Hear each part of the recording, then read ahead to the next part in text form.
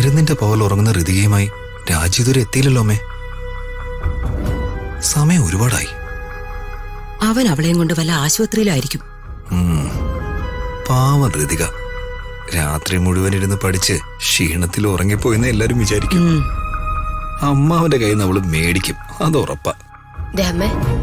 രണ്ടുപേരും ചേച്ചി എക്സാമിന് തോക്കണെന്ന് പ്രാർത്ഥിക്കുകയാണെന്ന് തോന്നുന്നു. അവരെന്ത് പ്രാർത്ഥിച്ചാലും നമുക്കെന്താ മോളെ? ഋതുമോള് നന്നായി പഠിച്ചിട്ടാ എക്സാമിന് പോയിരിക്കുന്നെ. ഋതുമോള് നന്നായി എക്സാം എഴുതി കാണും. അത് ശരിയാ. എഴുത്. നീ അവരെ നോക്കിക്കൊണ്ടിരിക്കാതെ ഇവിടെ എഴുതാൻ നോക്ക്. പഠിച്ച് നല്ലൊരു ജോലി മേടിച്ച് ആ നിൽക്കുന്ന രണ്ടെണ്ണത്തിന്റെ കൺമുന്നിന്ന് ദൂരെ എവിടെയെങ്കിലും പോയി രക്ഷപ്പെടാൻ നോക്ക്. അതെ, ചേച്ചി പാവമായതുകൊണ്ടാ.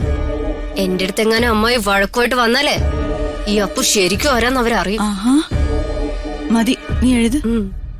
കണ്ടില്ലേ അമ്മേ, ഋതിക നന്നായി എക്സാം എഴുതി കാണുമെന്ന് അവരുടെ വിചാരം. ആ സന്തോഷം കണ്ടില്ലേ? സന്തോഷിക്കട്ടെ, സന്തോഷിക്കട്ടെ.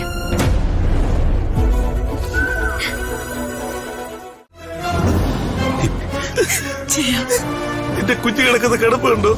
എന്താ എന്റെ കുഞ്ഞിന് എങ്ങനെ സഹിക്കും? ചേട്ടാ, നമ്മുടെ കുഞ്ഞ്. നിങ്ങളെയൊക്കെ വിശ്വസിച്ചിട്ടല്ല ഞാൻ എന്റെ മോളെ നിങ്ങളെ വീട്ടിൽ നിർത്തിയത്. എന്റെ കുഞ്ഞിന് വയ്യാതായപ്പോ നിങ്ങൾ ശ്രദ്ധിച്ചു കാണില്ല. അതെങ്ങനെ? എന്ത് കാര്യത്തിലാണ് നിങ്ങൾ ഉത്തരവാദിത്തം കാണിച്ചിട്ടുള്ളത്?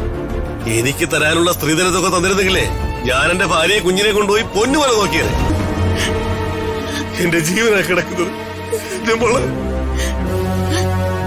എന്റെ കുഞ്ഞിന് എന്തെങ്കിലും സംഭവിച്ച എല്ലാത്തിനും ശരിയാക്കി ഞാൻ പച്ചയ്ക്ക് കത്തിക്കും ഞാൻ. അതെ, ഇവിടെ കിടന്ന് ബഹളം ഉണ്ടാക്കരുത്. ഇത് ഹോസ്പിറ്റലാ. നീ ഓടി കിടന്നു.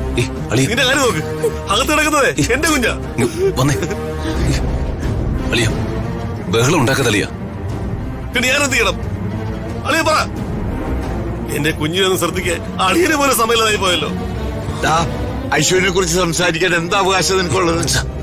അവൻ അവകാശം പറയാൻ വന്നിരിക്കണു. ഇവളെ കൊണ്ടുവന്ന് വീട്ടിലാക്കിയതിനു ശേഷം ആ കുഞ്ഞിന് നല്ലൊരു ഉടുപ്പ് വാങ്ങിക്കൊടുത്തിട്ടുണ്ടോടാ? ആ കുഞ്ഞിന്റെ എന്തെങ്കിലും ഒരു ആഗ്രഹം സാധിച്ചു കൊടുത്തിട്ടുണ്ടോടാ? ജയ,